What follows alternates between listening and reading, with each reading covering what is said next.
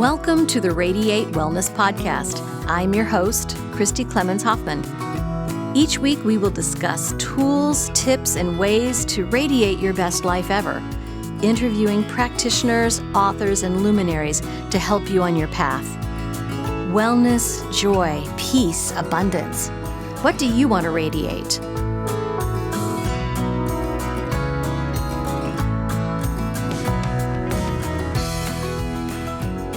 Hello and welcome to the Radiate Wellness Podcast. Today, we're going to radiate stress with Dr. Dravon James. And we would think, well, why radiate stress? Well, Dr. James is the author of Freedom is Your Birthright. She's an inspirational speaker and the host and founder of Everyday Peace. Everyday Peace is on Unity Radio, and Everyday Peace is her organization. Now, we're going to talk today about how about resisting stress and how we can turn stress into a good thing instead of a bad thing. So, all right, welcome. Welcome, Dr. James. It's so good to see you again. It's good to see you too, Christy. And I know it's interesting when we talk about stress as being a resource, right? Because we don't think of it as that, do we? It's kind of like, what?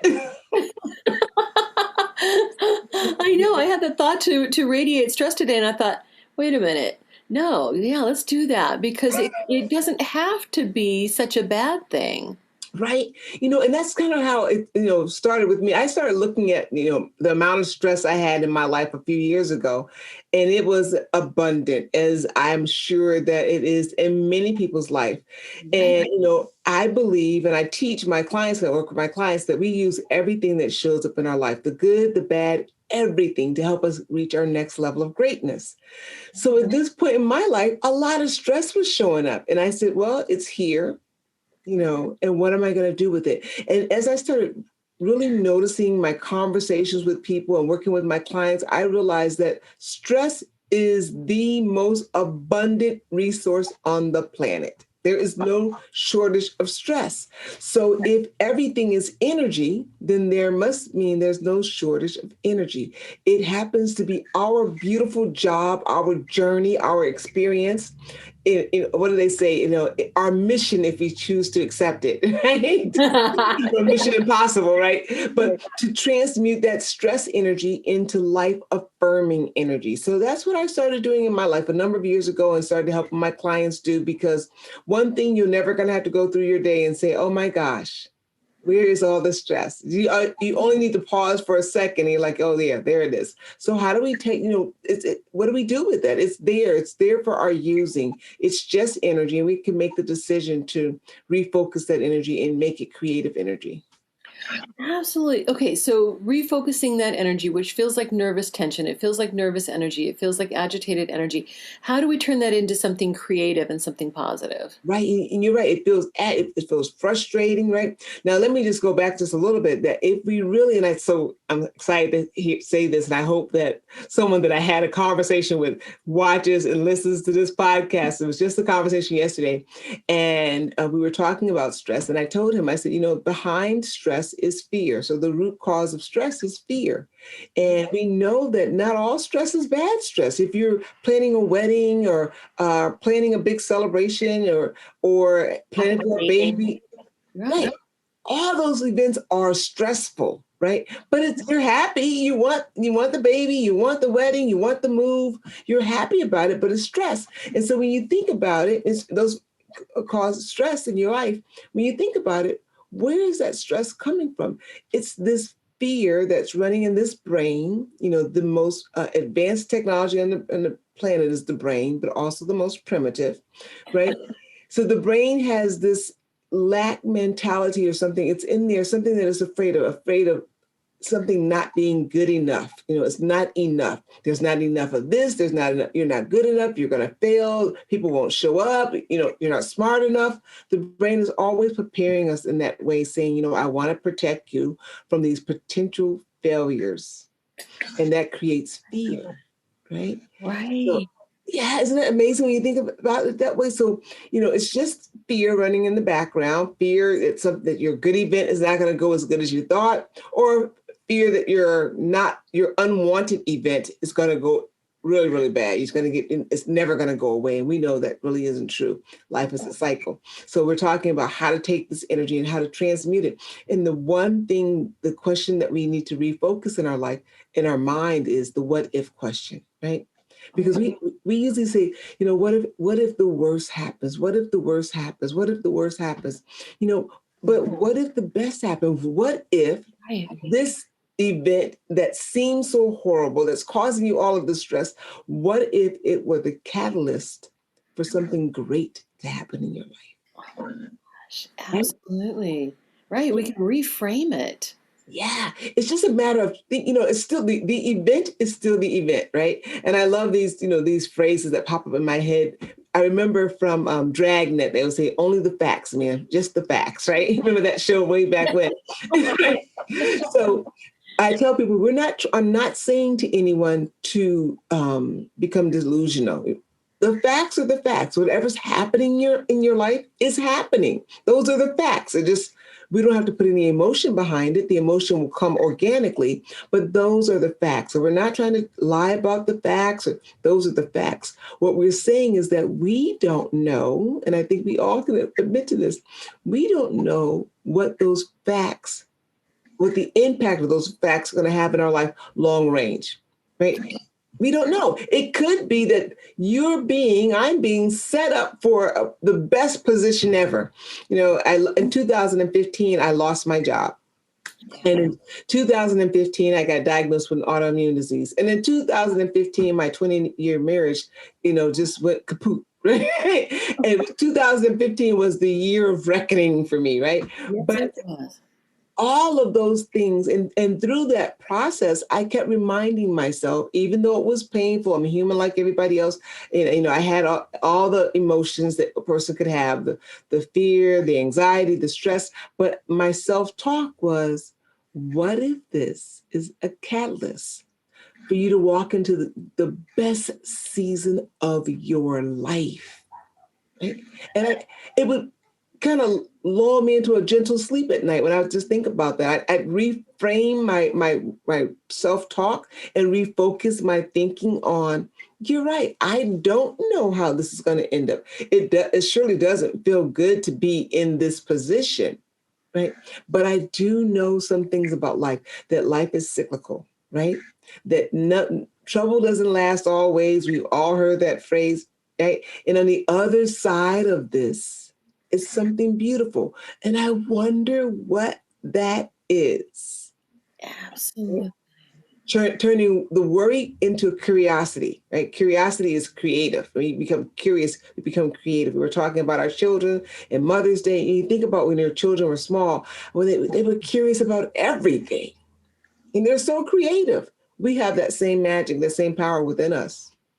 Oh, we sure do. We sure do. So when we feel stress, whether good or bad stress, we try to resist it, right? Mm-hmm. We try to like stuff it down. No, I'm okay. We try to lacquer it over. We try to, paint it with a positive light, etc. We resist it. But what does that do to us when we resist the stress? So here's another one of those, I don't know, euphemisms we can call them. But whatever we resist in our life, resistance takes focus. In order to resist something, you have to focus on, I'm not going to focus, I'm not going to think about pink bunnies, right? You say that to yourself 1,000 times and you end up thinking about pink bunnies. So it's the same thing with our stress. I'm not going to think about this event that's stressing me out. And then you end up thinking about it. You're thinking about not thinking about it. So what you're focused on in life, you draw more of that kind of energy in your life. So the trick is really to say, okay, here it is, to acknowledge it. Become aware, first of all. You're aware that you feel stress. Be aware. Spend time in our bodies understanding what we are feeling. We don't have to know the why immediately. We're just aware. I'm feeling stress. Once we become aware that we're feeling stress, the idea is not to try to, I'm going to resist stress. It's to start becoming curious. Where is that stress coming from? We just learned that the foundation, the core of stress is fear. What am I afraid is going to go wrong here? What am I afraid that I don't have enough of, right? We just start watching that, right? And realizing that now when you start watching it, I call that shining the light of awareness on it. It is the polar opposite of resistance, right? Because now we're just standing in this place of awareness and we're looking at it. And it's like turning the light on. Remember, we were small children, we would think something was underneath the bed. And the minute your mom came on, turned the light on, you're like, oh, there's nothing underneath the bed, right? You realize that there's no boogeyman. The same thing with these fear and this anxiety and the stress.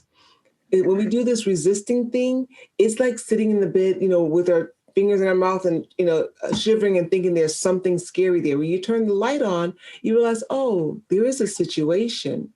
But once I face it head on, just allowing myself to realize, to become aware that it exists, it doesn't feel as insurmountable.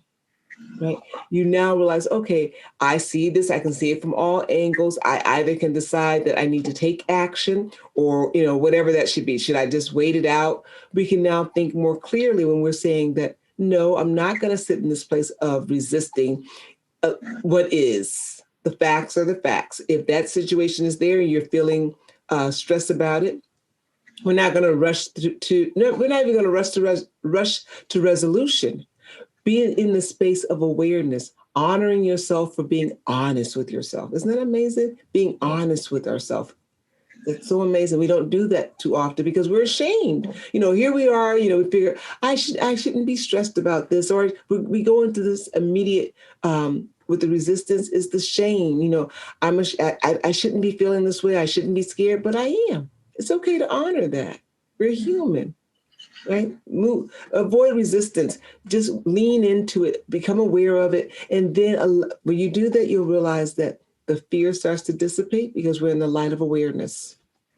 Yes. Oh, I love that. I love that. Being in the light of awareness. It's mindfulness, really, is being mindful. Just be mindful and not rushing towards resolution, because that's a whole nother stress, right? Once we realize that we have a situation, then we rush into this trying to solve it. We're not ready for that. We're just ready to be aware and acknowledge and be in that space for a little while. Right. Right. Now, I know you got a background in film and television. Yeah. Done quite a bit of it. Performance, right? Performance, yes. And I've also written a couple screenplays and put some theater stuff together, done some movies that I've written and directed and produced. When do you sleep? I know. I know. But, I think when you're doing your passion, what does it say? Life makes room for your passion, right? It doesn't, when it doesn't feel like work, you find time. Right. But so what got me thinking is that I've done quite a bit of theater, a little bit of film and television as well. And I always get stage fright. And what is that but stress, right? Mm-hmm. But I find that it gives me the energy to give a great performance. Right. We learn that in theater, right? Is that because this is live, there will be no retakes, right? Exactly. So one of the things you do is you use everything that shows up in your body. You use everything when you get on that stage. Mm-hmm. With the lines or without the lines, because you never know how the actor is going to give you that next line. But when you show up and you're present in that moment and you use your stage fright, you use all of that. It works. It makes us human. Yes, absolutely. Yeah, I don't necessarily trust actors who don't have that stage fright. Right, because they're in this place of suppression. So we're talking about acting. I tell people it is the realest I think a person could ever be, because it requires such an authentic showing up in your truth in that moment, right? And that's why I love live theater, because the same character every night is different when you play. You show up, you're different every day. So that character is a little bit different than the day before, and a little bit different. And that's what's so beautiful about live theater. It's always different night after night. Same lines, right? Mm-hmm. Same lines, the same set is up there. But because we show up different, our day was different before we got there to that performance. And we bring all that energy and mixed in there is, the thrill of the audience and the stage fright and playing off of the energy of the other people. And that's really what life is, except for, we don't have somebody scripting it out for us. Well, I think that stage fright just makes us a bit more aware and a bit more in tune with what's going on around us. Yeah, I can remember when I started acting in theater and being so present. I was in the middle of doing a scene with somebody, and I could actually, it was the weirdest feeling in the world, but I was talking, but it was like, I felt like it was just rolling around in a hollow space in my head. And I could hear the sound like somewhere in this hollow space. And I thought to myself in the middle of the scene, I said, that's really interesting. I've never heard that before. And so afterwards, the person I was doing the scene with said, you never had that expression before. It kind of threw me for a moment. But that's because I was so present in that moment that I was actually hearing the sound like come back to me from my own voice. It was the most incredible experience, almost like an out of body experience, but I was just so present in that moment, like almost watching myself do the scene. Isn't that interesting? Yeah, I had a performance one time. I felt my heart so connected to everybody in the audience that it just kind of took my breath away. Yes. That is to me the highest form of presence. You really get that in live theater. You are just so present. Whether you have the line or you don't have the line, every little thing catches your attention. You're like, okay, I'm so in this moment. Absolutely. And I think that we don't have to be on stage to have that happen with stress, Yeah. right? Right. Sometimes.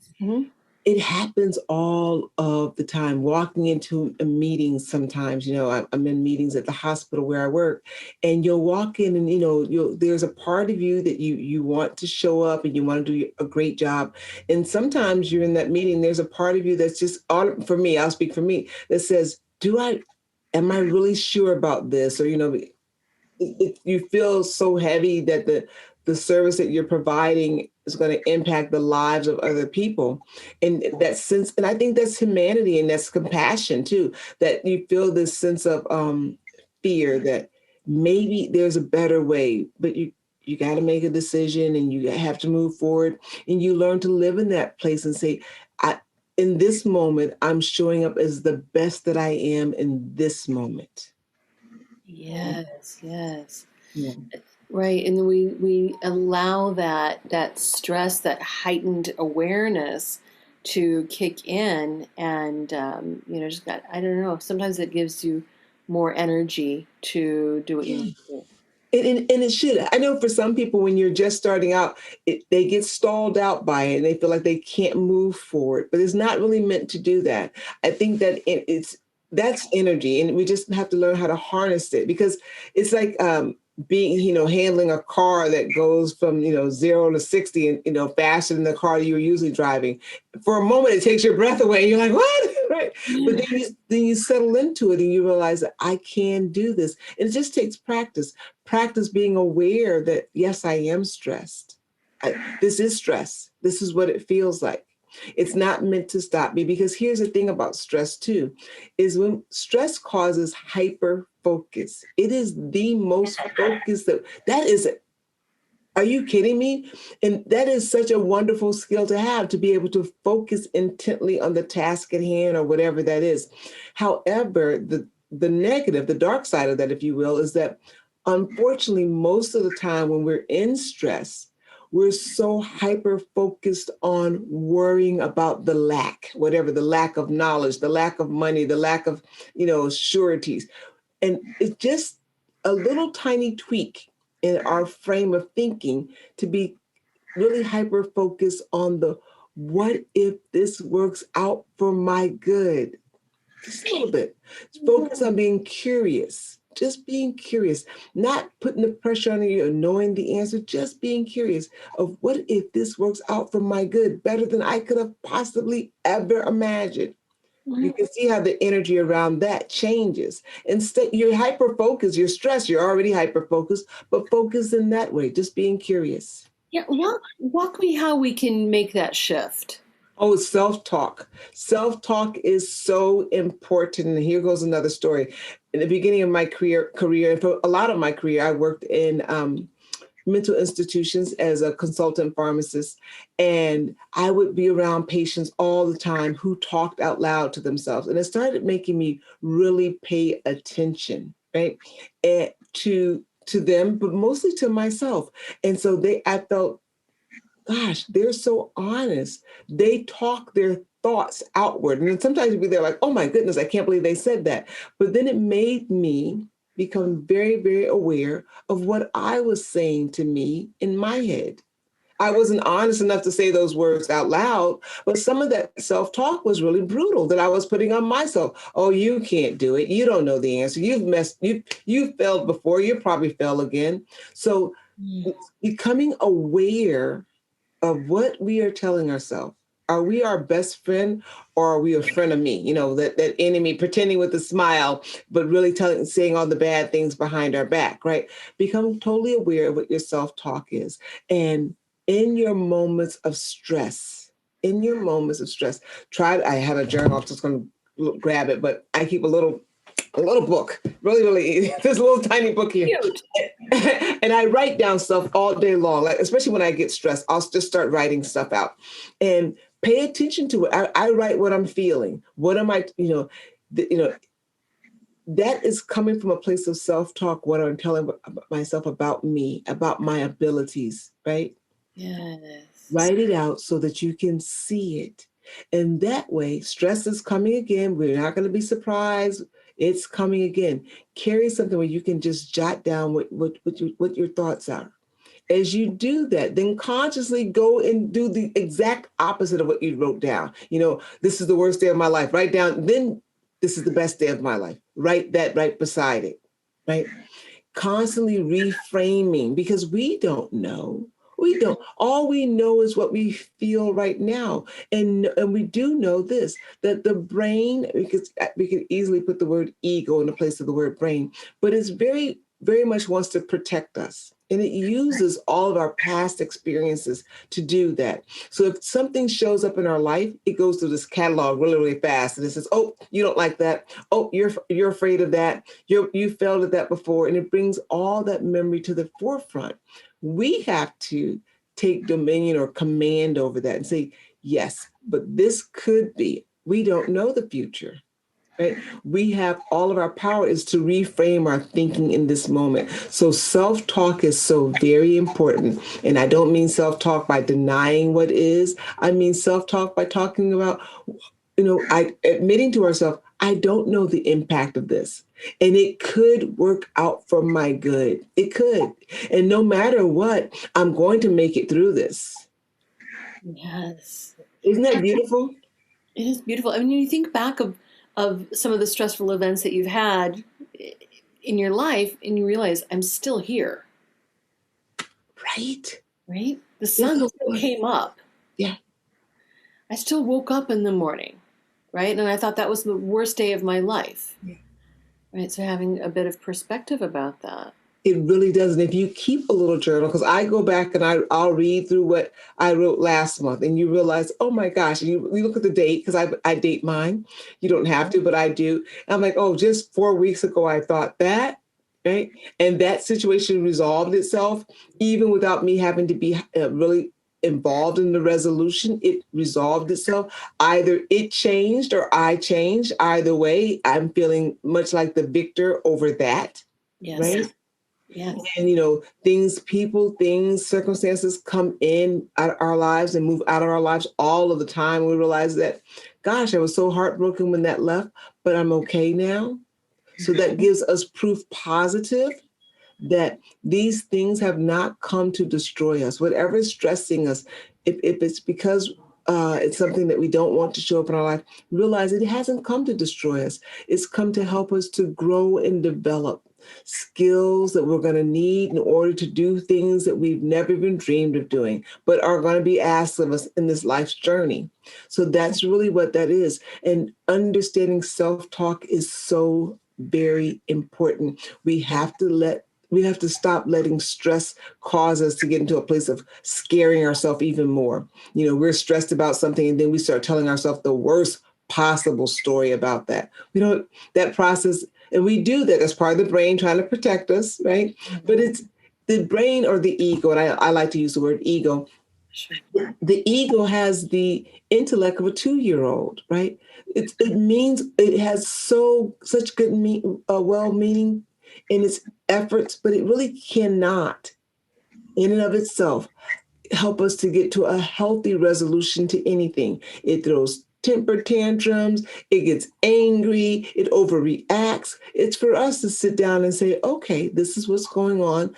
I do feel stress. I do feel sadness. I do feel fear. But what I do know is I've had these feelings before, and I have survived and even thrived after having them. Write down your self talk, practice self talk. Affirmations are so important. Speaking our affirmations in the present moment, so very important. So in this moment, I am curious about a positive outcome. In this moment, I am expecting a positive outcome. In this moment, I am expecting growth and development from this event that's going in my life. None of those statements are challenging us to a resolution. It's just challenging us to be present in our self-talk. Support for the Radiate Wellness Podcast is made possible in part by listeners like you. Would you like to support this podcast? Visit radiatewellnesscommunity.com/podcast for more information. I love that. I love it. I'm reminded, and I'm reminded of this frequently, actually. My neighbors down the street, their grown daughter had died suddenly of an epileptic attack or seizure, and they knew that they were going to get a call one day. It was probably going to happen. But they had to, realize that she needed to go out on her own and be her own person. And so they didn't try not to stress too much, but they fully expected when the phone rang in the middle of the night it to be bad news. And one night it was. And at her funeral, Reverend Cleaver, who's also our congressman, he preached the funeral, and he told the story from a Bible of somebody being in a fight, of being robbed and mugged in biblical times, and afterwards saying, "Okay, I just got the snot beat out of me. What is my blessing? Please, God, you promised there would be a blessing in everything. What is my blessing?" And so, just thinking about, okay, well, what could be the blessing from this woman's life? And her brother actually said, "Well, now we don't have to worry in the middle of the night about her anymore." So there's going to be, even a sad thing like that, there's going to be a blessing in everything. And that's part of this beautiful journey called life, right? Is that's ours to do. That's ours to do. Life is a bit of a jigsaw puzzle, right? These things happen, and you say, what is it in here that I can find that is meant to service me? And I appreciate that story so much because I recently lost my mom quite unexpectedly. And, and that journey, self-talking myself through each day, sometimes 5 minutes at a time. And one day this week, in fact, I was saying to myself as I was getting ready for work, and I said, what is, the blessing? Where is my point of growth in this, in this loss? And I said, well, as I was getting dressed, it is the natural order of things if we're lucky that a child buries their parent. But at least, my mom, didn't have to suffer long and, all of that stuff. And you go through that, and you think to yourself that it sounds so cliche, but it does help to reframe and look for the blessing. And sometimes you got to look longer and harder than other times in certain situations. That's true. We get a lot of practice of looking for the silver lining, but it is there. It is there, no matter how slight. And every little bit of work that we do towards that really helps to strengthen our resilience. Yes, absolutely. And there's always going to be a blessing somewhere. And sometimes it may feel like we're just trying to slap a happy face on it. But I would just say wait until the true blessing comes. And it could be a while before we realize what the blessing is. Yeah, yeah. But just knowing that we're open to seeing it when we can see it, because there is, and that's why I always go back to just the facts, man, with the dragnet quote, because there is no rush. We always want to rush to resolution. We just need to be present and let life flow. It will, if we allow emotions to flow through us. No emotion has come to take residence in us forever. That's not why it's there. It comes for us to acknowledge it in that moment, right? Because all these emotions are like, there's a rainbow of emotions. If we're lucky, we're going to experience every last one of them in our lifetime, multiple times. We acknowledge it. It makes us empathetic. It makes us compassionate, right? Yeah. We let that emotion go. We cycle to the next emotion, just in the state of awareness. Yes. I love that. Absolutely. And so I know that you've got ideas for coping strategies for dealing with stress. So why are coping strategies for dealing with stress could leave us anxious and feeling incomplete? Yeah. Again, that goes back to when we're doing the coping strategies, and I am so for coping strategies. For many, many years, I've been a pharmacist for 31 years. And for many years, I would sit across from a patient and we talk about their medication, and we get to a point about monitoring your stress. And what I would see happen to their face is that they would just be stricken with stress. When I would say that, manage your stress. And that would just make them feel so stressful, because what would flash in their minds oftentimes is that, how can I manage my stress? I have this, I have that, I have this, I have that. And now you're telling me, so it's like, okay, all right. So that sometimes can be very stressful to people, just telling them just to manage their stress. And what I now tell people is, let's take one step at a time. Let's take one step at a time. What do you think you could make breathing exercises part of your normal activity? Because we're already breathing. Could you spend 2 seconds a day being conscious of your breath? Simply, nothing complicated. Could you remember to breathe in, deep breath in to the count of 4, hold for the count of 4, and then a complete exhale through the mouth to the count of 4? Could you do that 3 or 4 times a day? Sure.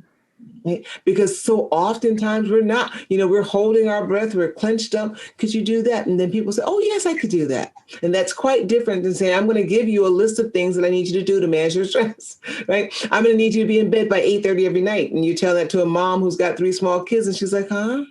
Yeah. She's already, that just heightened her stress right away, right? So instead of that, I think go slow, right? Have a loving approach to yourself. Be kind to yourself. What could you do to be kind to you today? How could you be kind to you today? For some people, can you remember to take a lunch break today because you're working so hard? Can you set a timer on your phone, to remind you to take a lunch break? Could you set a timer for breathing exercises? Would that be okay?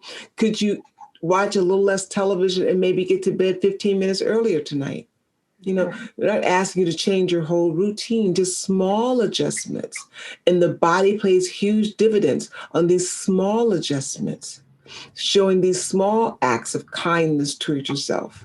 It doesn't have to be these big overtures, because the truth of the matter is, from a physiological standpoint, that sustained periods in heightened stress will have a negative impact on the body, right?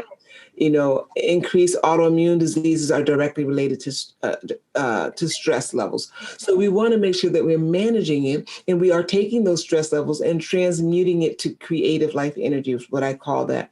So we're moving into this place of curiosity about everything, but we can't do it all in one day. That's unrealistic, right? Especially if you've been a type A personality all of our life.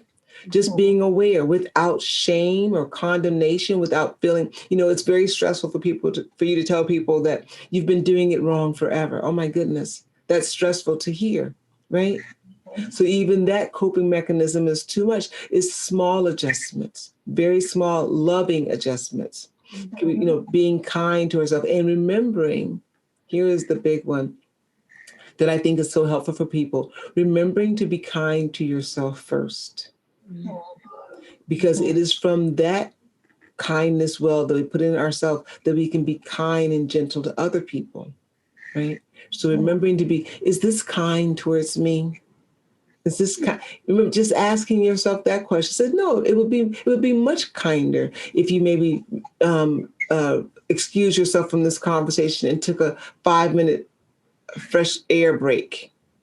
Just remembering to be kind to yourself, just like you're going to be kind to a child, starting to treat yourself in that kind, childlike manner, very gentle and kind to yourself, right where you are, little bits every day. Right. Well, when we take care of our children, those of us who have children, we take care of our children. We know that they're better when they're rested, when they're fed, when they are relaxed, and when they're doing things they enjoy. And yet, we sometimes wear it as a badge of honor to deny ourselves these things, Right. the very same things.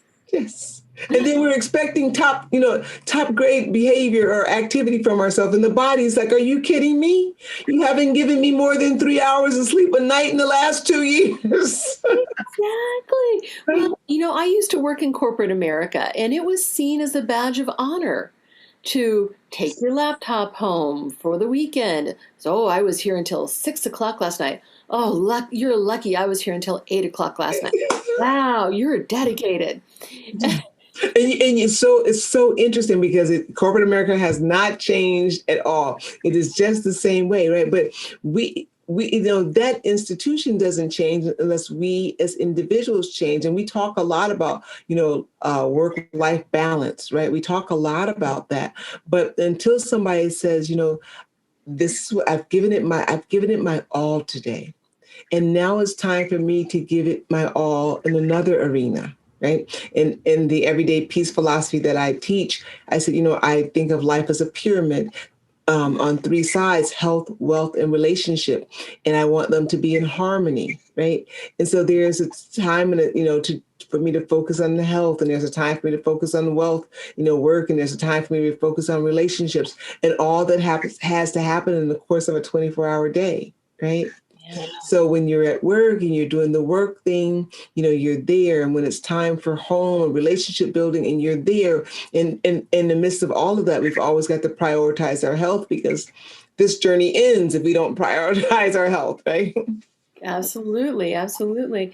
And so we sometimes treat ourselves in a way that we would not treat anybody else. Yeah. Right? With our self-talk. You were talking about self-talk. We talk to ourselves in such a terrible way. We would never speak to another person. Yeah. Or probably we wouldn't even be friends with a person who talked to us that way, right? Right, exactly. But not be friends with another woman who said the cruel things that we say to ourselves sometimes, right? And that's why I love to keep that little journal that I showed you. I love taking that little notebook with me and just jotting down, especially when I'm tense. What is the story that I'm telling myself about me in this moment? And would I be friends with me if someone was sitting across from me saying, hey, Dravon, well, you know what? You weren't good at this last year. You're not good at it. You're not any better at it today. I'm sorry. This friendship probably needs to end, right? So I reframe that for myself. And I love this. Somewhere I picked up this exercise, and I just thought it was brilliant to go all the way to the opposite end of the spectrum. And then I kind of end up in the middle somewhere, which is probably pretty accurate. I said, oh, no, you're great at this now, right? And I'll write that in the journal. And then this sense of calm and realistic thinking comes over my mind, where you may not be great at it, but you're not horrible at it either. So, oh, wow, you're right. Ooh. Right? It brings it into harmony, and you get a more realistic approach. It's like, no, I'm not the top notch at it, but I'm not the bottom of the barrel either. And there's always room for growth and development. And in this space, when I do that, now I'm in a place where I can receive and I can do better. And I'm in my creative space without being in this place of judgment. That place of judgment it's paralyzing. Yes, absolutely. I've heard somebody say, can't remember who, that judging voice in your head is the voice of your mother. Oh, oh yes, mothers get such a bad rap. We're really good people. We mean well, don't We we? mean well. But that's part of, and it's so funny. I have a 20-year-old and an 18-year-old now, and I just cringe at some of the stuff that I was fearful about. And, when you're fearful, here is the thing. When we're fearful, our words come out that way too. We're speaking. It's fear is just it alienates and moves things in the wrong direction. But we're human and we learn, and that's why it's so good to have this forgiveness and forgiving ourselves. But you're right that. And I guess that's the turn to say, "Mom, I got this." I know you mean well, but I got this. I love this. Yeah. I love this. Yes. And so um, I know you've got several ways to turn stress into peaceful moments. Oh, So what are your top three? okay, top three. Number one is body scans. Number one, I Ooh, recommend love doing. Do you? Me too. I love them. I recommend doing body scans at least 3 times a day, if you can. And it's really, really simple the way I do it. I really just sit somewhere. I put my feet flat on the floor, and I start by acknowledging every part of my body. I start at the soles of my feet, and I just pay attention. Are my feet? How do my feet feel? Am I holding any stress here? And I don't really ask if I'm holding any stress there, honestly. I just say, how are my feet feeling? And I pay attention, right? And I go up to my ankles and my calves and my knees and my thighs. And I go all the way up to get to the crown of my head and ask, how's my head feeling? And as I'm doing that, I'm not really asking my brain to respond, right? I really am waiting for feeling and sensation in my body because the body doesn't lie, right? And I'll tell you, I was doing this exercise at last week at work, and my jaw kept clenching, like just really clenching. And as I was doing the exercise, and I did it a couple times, and I never stopped to ask why. I just kept paying attention to my jaw, just kept getting tighter and tighter, and I thought, what? Going on? And then it occurred to me, I had been at work for almost 7 hours and I had not eaten or taken a bathroom break. And it was my body saying, thank you. I'm glad you're paying attention to me because I'm hungry. I need to do these things. And so just doing that, right? I save myself because what happens when we don't eat, right? We get full of fear and anxiety and stress. Everything seems heightened, right? So doing body scans is a way initially to recognize sneaky stress operating in the background, like a computer virus that you don't even know what's going on. So those body scans really, really work. Just going in, asking yourself, how am I feeling at this point? What does this feel like? What does that feel like? And just paying attention, right? The number two thing that I like to do to help cope with stress is fresh air every day. I know we're still, not out and about like we used to be. You don't need to get around other people. In fact, if you just could get out and stand on your front porch, look up at the sky, see the vastness of the universe, right? And just doing that in nature, even if you're not a nature person, I'm not saying go out in the woods or anything, just get out, look up at the sky. Yeah. Feel the wind on your face, the sun on your face, right? The body responds to that, It does. right?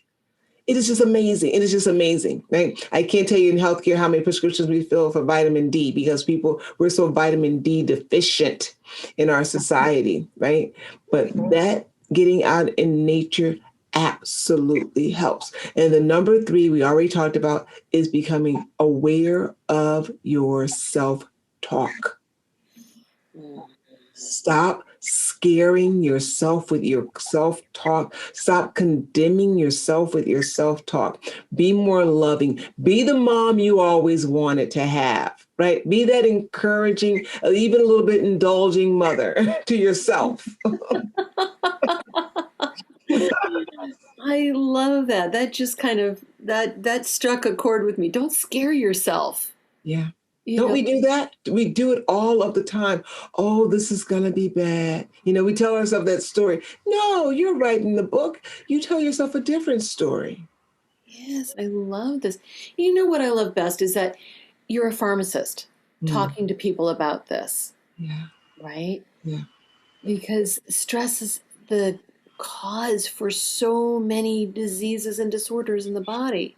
Yes, yes. We cannot live at this heightened level of stress. And we start off talking about stress is the most abundant resource on the planet. So we know we are going to experience it. So we need to know how to deal with stress so that it doesn't just have its way with our life, right? Because we don't want diabetes. We don't want high blood pressure. We don't want those things to happen to us because we're overstressed. But if you think about, just living your life like a tiger is chasing you every day, every night. Insomnia, I cannot tell you how many insomnia medications are filled on a daily basis. People can't even get rest in their sleep. They can't even sleep at the end of the day because they're so revved up with stress.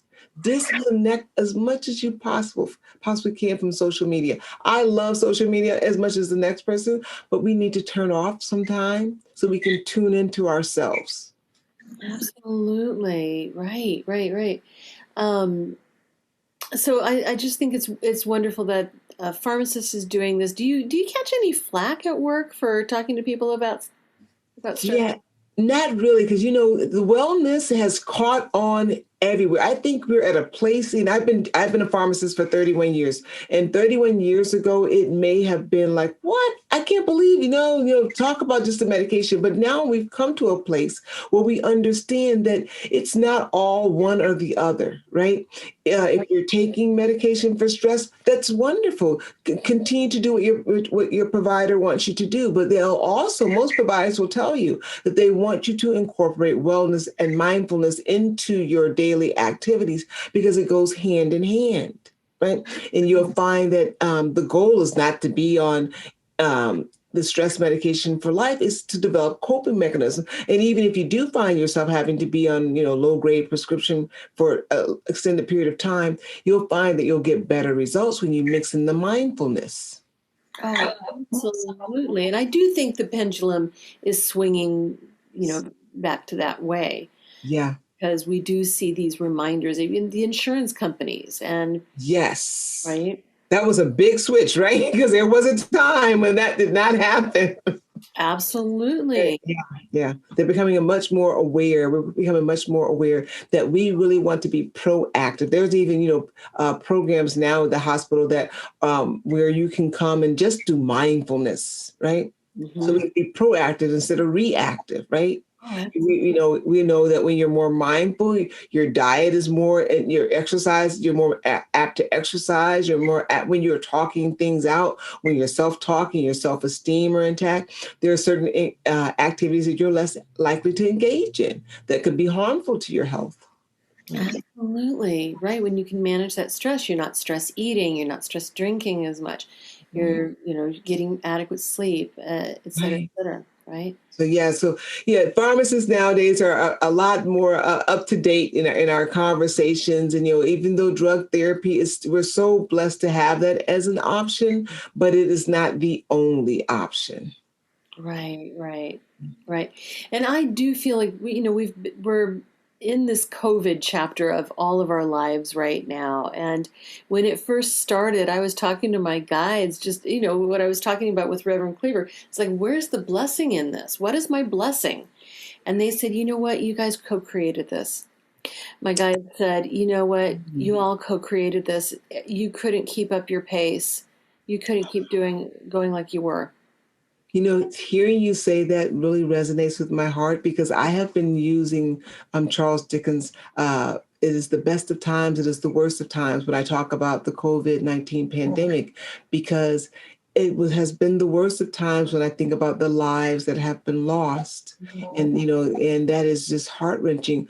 But it is the best of times when I think about the repacing of the world and the repacing of me, that my pace has slowed down to the point where I'm able to hear internally more. I'm, moving at a slower pace, and that's good. That is good. Going to bed at night at a more reasonable hour, that is good.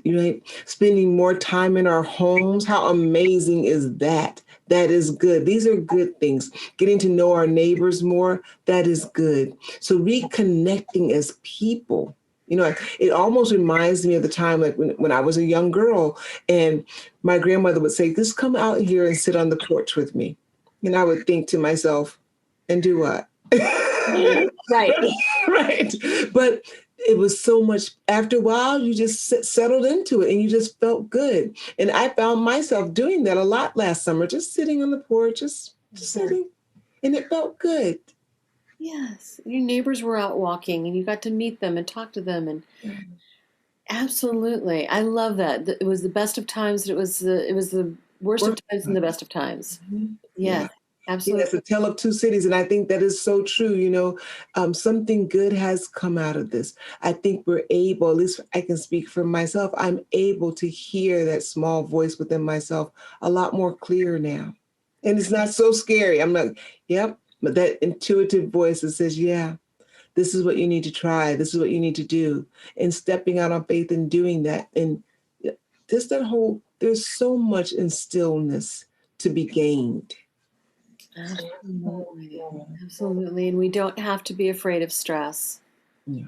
Yes. We do not have, there is nothing to fear. We've come, even the things we've never seen before, right? We have come equipped to first just stand in awareness and shed the light of awareness on the situation.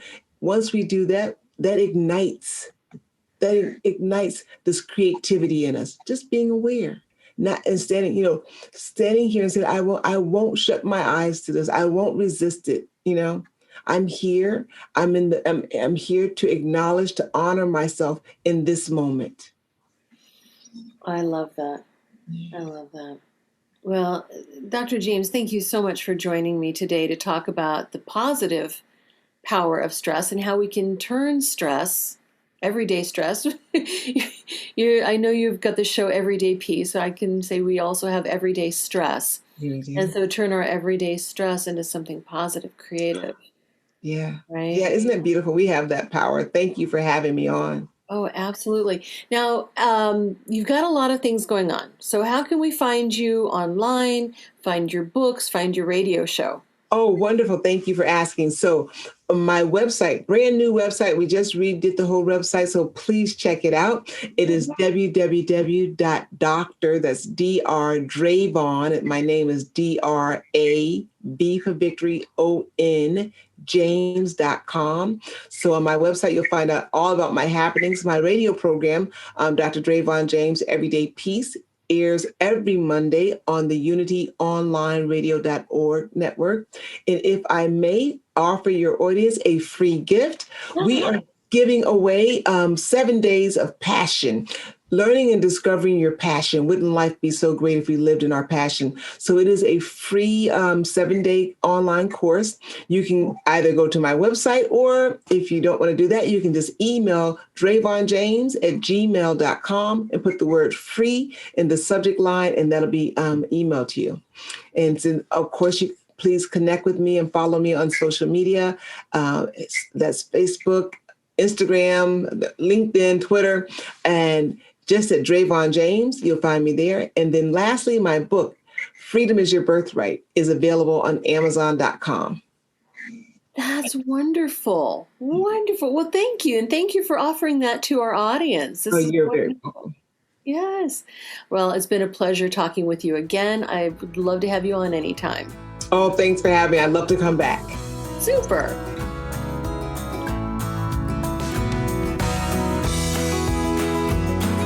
Radiate Wellness is a community of holistic and alternative healers and consultants based in the Kansas City area, dedicated to helping you create spiritual, energetic, and physical well-being. To learn more about our practitioners, services, classes, and events, or to schedule an appointment, visit us at radiatewellnesscommunity.com.